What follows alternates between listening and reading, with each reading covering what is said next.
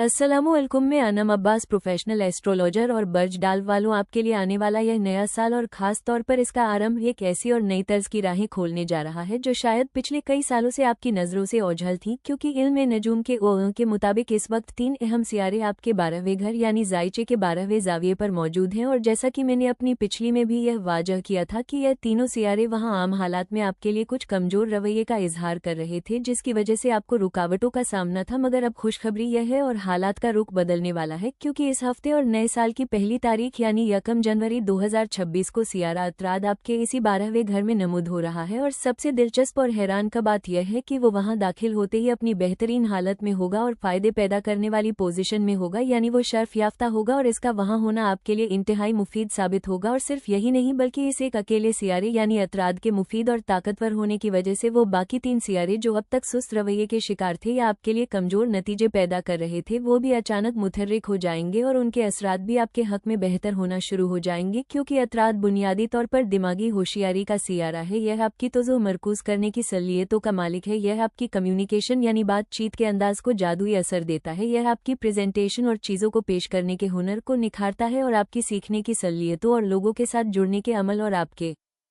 आम सार्वजनिक इमेज को कंट्रोल करता है। तो जब आप 1 जनवरी से अपनी इन तमाम सलीयतों को इस्तेमाल करते हुए मेरिट पर फैसले कर रहे होंगे, अपनी फोकसिंग स्किल्स की मदद से, अपनी तवज्जो की गहराई की मदद से और अपनी गैर मामूली खतरे मोल लेने की सलीयतों की मदद से, तो इस एक अतराद की मजबूती की वजह से सूरज भी आपका साथ देने पर मजबूर हो जाएगा और आप पहले से ज्यादा प्रभावित और फैसला का शख्सियत के मालिक बन जाएंगे। और इसी तरह सियारा मरीख भी आपकी भरपूर समर्थन शुरू कर देगा। और याद रहे कि मरीख आपको करियर के हवाले से जुर्रतमंदाना फैसले करने की ताकत देता है। यह आपको अपनी जॉब या मुलाजमत बदलने के बेहतरीन मौके प्रदान करता है और आमदनी के नए और जराए पैदा करने में मदद देता है, यानी आप एक से ज्यादा जराए से पैसा कमा सकेंगे। और अगर आप जॉब से कारोबार की तरफ जाना चाहें या अपने मौजूद कारोबार को और विस्तृत करना चाहें, तो यह वक्त बेहतरीन होगा और यह आपको मुकामी सतह से निकालकर अंतर्राष्ट्रीय सतह तक ले जाने की ताकत रखता है। और बिल्कुल इसी तरह सियारा ज़हरा भी आपके लिए एक मजबूत सहारा बन जाएगा, क्योंकि ज़हरा आपके जज्बात की अक्स करता है। और अब आपके जज्बात सिर्फ जज्बाती फैसले नहीं होंगे, बल्कि वे मेरिट पर आधारित होंगे और आपकी जज्बाती जहानत अपने अरोज पर होगी।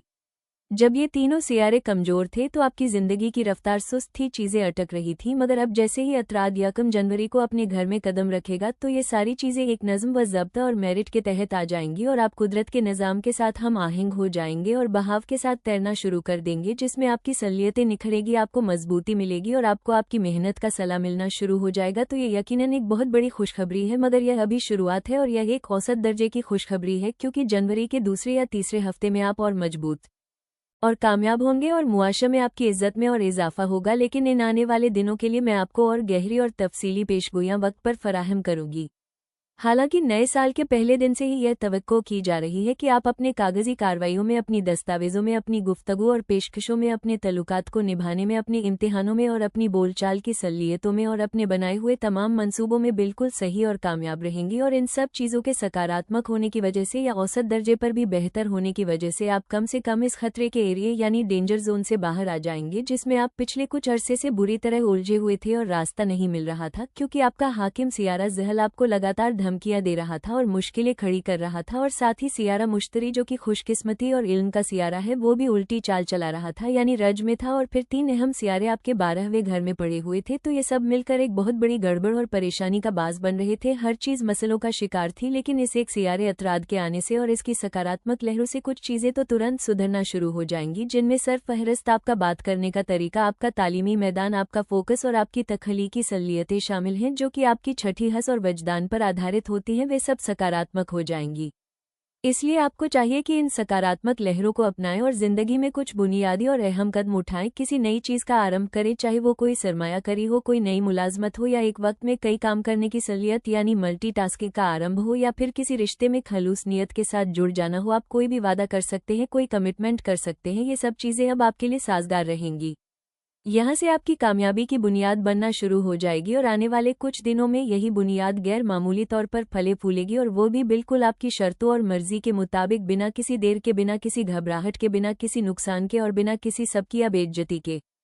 लेकिन अभी फिलहाल आपको जो ये सकारात्मक हवा का झोंका और एक तरह की ऑक्सीजन मिली है, इसको भरपूर तरीके से इस्तेमाल करें और ज़ाया न करें। और इसे इस्तेमाल करने के हवाले से कुछ नई तहकीकात भी मेरे सामने आई हैं जो मैंने खास तौर पर आपके लिए नोट की हैं, और मैं कोशिश करती हूँ कि इन बारीक नुकात को आपके सामने आसान शब्दों में बयान कर सकूँ, ताकि आप इस गैर वाजह स्थिति से जो पिछले दिनों आपके जहन पर छाई हुई थी पूरी तरह बाहर निकल सके। और यह एतराद के आपके 12वें घर में आने के बाद का सबसे पहला और अहम नुकता है कि आपको ज़हनी वजाहत मिलेगी। और दूसरी अहम बात यह है कि आपकी हिकमत अमली और मंसूबाबंदी अब सिर्फ ख्याली नहीं रहेगी, बल्कि आपकी सोचने की हिकमत, आपकी काकदगी दिखाने की हिकमत, आपके मुआमलात तय करने की हिकमत और आपकी तरक्की करने की हिकमत, ये सब एक ठोस शक्ल अपनाएंगी।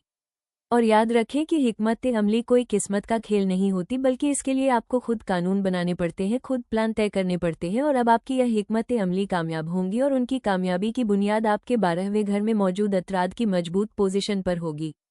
इसके अलावा एक और फायदा ये होगा कि आपके राज और आपकी कमजोरियां जो अक्सर लोगों के सामने आ जाती थी, अब वो छिपी रहेंगी और महफूज रहेंगी, यानी वो लोगों पर जाहिर नहीं होंगी। और यह एक बहुत बड़ा प्लस पॉइंट है कि अब लोग आपकी कमजोरियों को जानकर आपको दबा नहीं सकेंगे और आपको ब्लैकमेल नहीं कर सकेंगे, और यह सब इस अतराद की वजह से मुमकिन होगा। और आखिरी बात यह कि इस दौरान आपकी ज़रूरतों में तो इजाफा होगा, मगर वो ठोस मंसूबों के साथ होगा, यानी तरक्की करने की ख्वाहिश और ज़रूरत पैदा होगी। अंतर्राष्ट्रीय सफ़र करने की ज़रूरतें सामने आएंगी, विरासत के मामलात को हल करने की ज़रूरत महसूस होगी, या जायदाद से संबंधित मामलात को सुलझाने की ज़रूरत होगी। मगर इन तमाम बढ़ती हुई ज़रूरतों को आप अपनी बेहतरीन और ठोस मनसूबाबंदी से हल कर लेंगे। मतलब ये कि आपको अपनी ख्वाहिशों पर समझौता नहीं करना पड़ेगा और नहीं कोई बड़ी कुर्बानी देनी पड़ेगी, बल्कि आप इन सबको पूरा कर पाएंगे। और एक और अहम पहलू ये है कि आपकी ज़हनी और दानिशवराना सलीयतें आपके ज़िंदगी के मामलात को मेरिट पर रखेंगी, यानी आपको ऐसा महसूस नहीं होगा कि आप अपनी कामयाबी के मापदंड से नीचे गिरकर ज़िंदगी गुजार रहे हैं, क्योंकि जब इंसान अपने असल मापदंड ज़िंदगी से नीचे जाता है तो उसके अंदर पछतावा, खौफ और तरह तरह की उलझनें पैदा होती हैं। तो आप इस स्तर से नीचे नहीं जाएंगे, बल्कि जो औसत या बेहतर मापदंड चल रहा है उसी पर कायम रहेंगी, और फिर अगले कुछ दिनों में उसी मापदंड में और बेहतरी और अपग्रेडेशन आएगी। इसलिए ओअ के मुताबिक नया साल और इसके आरंभिक दिन आपके लिए नई राहें खोलेंगे। तो इन राहों पर चलते हुए ज़रा अक्लमंदी और होशियारी से फैसले लें, अपनी ज़ात से संबंधित, अपनी दस्तावेज़ों से संबंधित, अपने माली मुआमलात और खर्चों को कंट्रोल करने से संबंधित, अपने खानदान की भलाई से संबंधित, सफ़र से संबंधित और अपने वादों और डील से संबंधित, और ख़ास तौर पर अपने करियर के फैसलों में हाजिर दिमागी का मुजाहिरा करें। और अपना सारा इंकिसार सिर्फ अच्छी किस्मत और अच्छे वक्त पर न करें, बल्कि कोशिश करें कि आप अपनी सलीयतों और अपनी मेहनत से चीज़ों को हासिल करें और अपनी पकड़ मजबूत करें। लेकिन इसी दौरान इस बात का भी ख्याल रखें कि जहल आपको थोड़ा बहुत तंग कर सकता है, क्योंकि आप 30 के दौर से गुजर रहे हैं। इस हकीकत को तस्लीम करें और इसका इदराक रखें। 30 का मतलब जहल की नकारात्मक पोजीशन होती है, और अगर आप अपनी सलीयतों, अपने बेहतरीन मंसूबों, अपने रूहानी यकीन और अपनी ज़मनी कोशिशों से ही अपने आप को संभाल लेते हैं, तो फिर आपको किसी भी तरह के खौफ में मुब्तला होने की ज़रूरत नहीं है। बर्ज डाल वालों, जितनी भी अच्छी खबरें और जिस सतह की भी सकारात्मक पेश थी, उसे आपके सामने बेहतरीन और आधुनिक अंदाज में पेश करूं। और मैं तफसीलात बताने में कंजूसी से काम नहीं लेती, लेकिन फिर भी अगर कोई चीज़ रह गई हो, क्योंकि इतने सितारों और सियारों की चालों की तफसील करते हुए अक्सर कई बारीक नुकात रह जाते हैं, तो अगर आपके जहन में कोई ऐसा सवाल हो जो तमाम बर्ज डाल वालों के काम आ सकता हो, तो कमेंट्स में ज़रूर इसका इजहार कीजिएगा। मैं वहाँ आपको जवाब देने की पूरी कोशिश करूँगी। अब अपनी दुआओं में मुझे याद रखिएगा और मेरे लिए दुआ कीजिएगा, और चैनल को सब्सक्राइब करना हरगज़ मत भूलिएगा, क्योंकि आप लोगों की सब्सक्रिप्शन ही मेरी हौसला अफजाई का बाज़ बनती है। अल्लाह निगाहबान।